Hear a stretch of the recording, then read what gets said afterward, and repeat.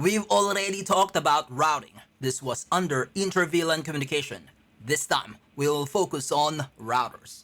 Now, what I have here are PCA and PCB, server C and server D, just like what we had in our previous discussion.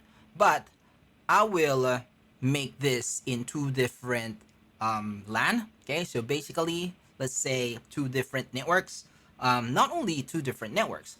Let's say PCA and PCB, these are in branch A, and server C and server D, these are in data center A, something like that.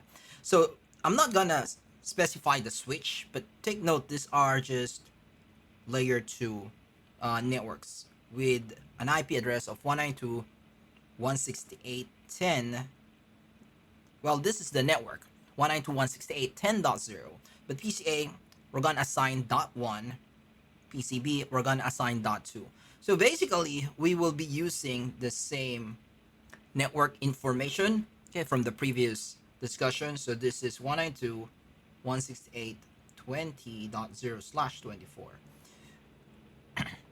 Server C is .3 and server D will be .4 there. But again, these are in two different locations.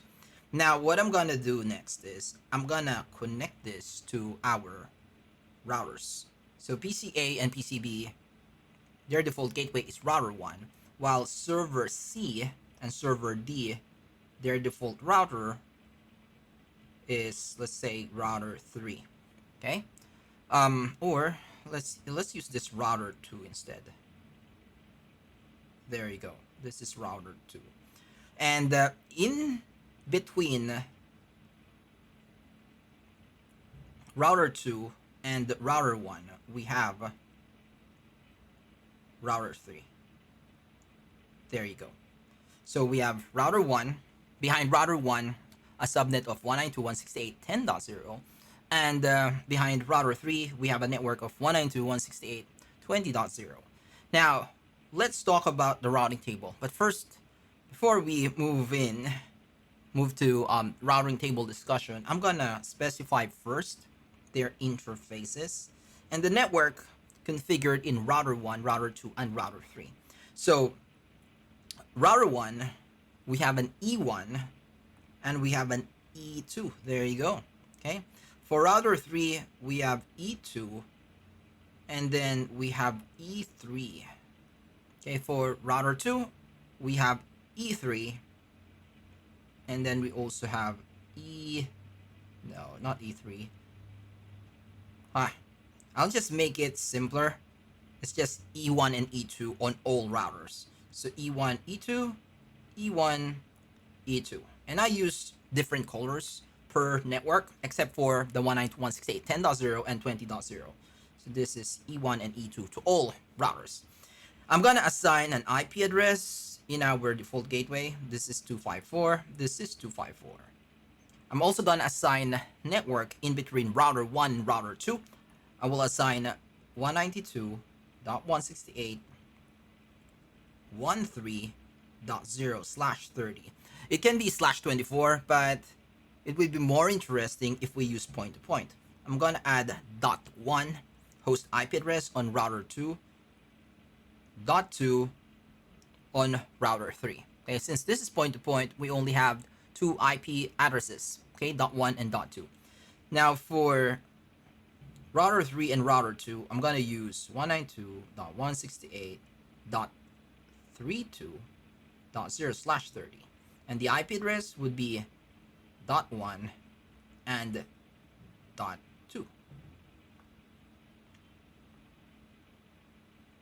There. Now, I think all of the configurations and setting are all in place. Let's talk about their routing tables. Now, before we talk about the routing table, our main goal is for PCA to communicate server C and server D. Okay.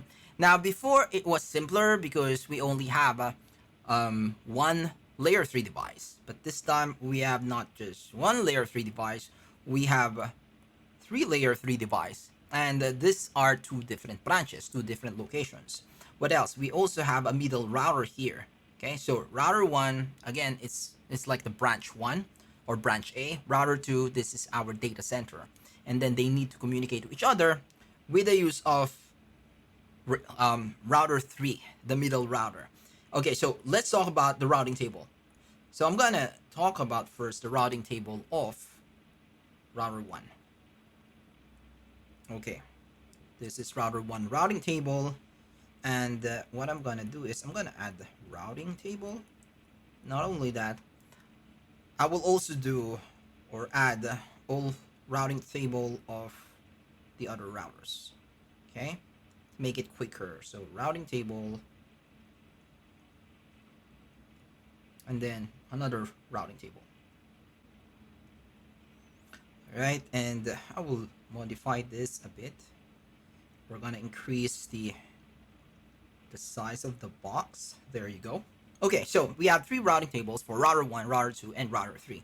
The reason why we want to add a routing table because we want to identify what are the current networks that are learned router 1, router 3, and router 2.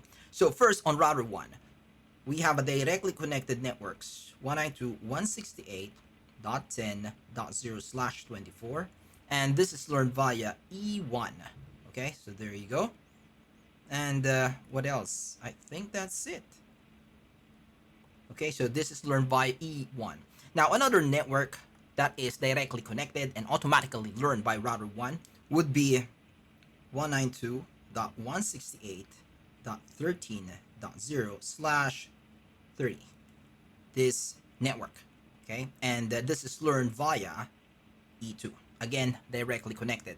Now, to make sure that we understand this is directly connected, I'm gonna add the code for directly connected networks. So this is C, this is C, okay? C means directly connected networks. I'm gonna do the same with R3. Now for R3, the network color is 192, the yellow for 192.168.13.0/30 via E2. And the other network color is 192.168.32.0/30. This is learned via E2. No, this is learned via E2. The 13.0 is learned via E1.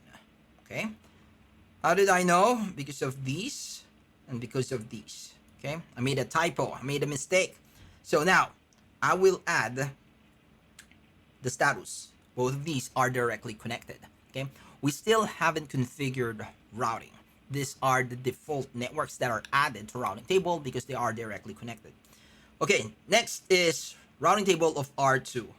And for R2, what I'm gonna do is I will add the 192.168.32.0/30, and this is learned via E1.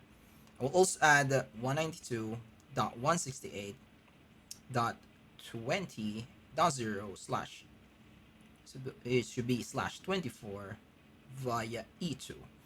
And again, these are learned via directly connected networks. All right, so there you go. Now, our goal again is for PCA to communicate to server C and server D. But this is not possible. The reason is because what will happen is PCA will send the traffic to the default gateway because the destination are in 2 different networks. And router 1 will check its routing table and it will check, hey, do I have a route to your destination? 192.168.20.0. No, I don't have. So therefore, I will drop the packet. So what I'm gonna do next is we're going to make sure that router 1 have this network into its routing table. How? Well, first, this is not our concern yet. Not yet. Our concern is this. We need to get here first before getting to this network.